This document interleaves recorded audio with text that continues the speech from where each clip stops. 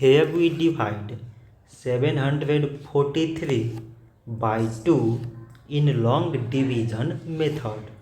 So 2 times 3 is 6. On subtracting we get 1. So now we put down this 4 and it is 14. So 2 times 7 is 14. On subtracting we get 0. So again we put down this 3 and 2 times 1 is 2. On subtracting it is 1. So now this 1 is less than 2 and there is no other number to put it down.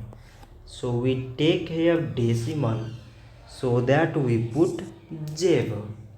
So it is 10 and 2 times 5 is 10.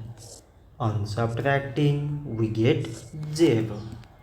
So 743 divided by 2 is 371 decimal 5. So this much for today and thanks for watching.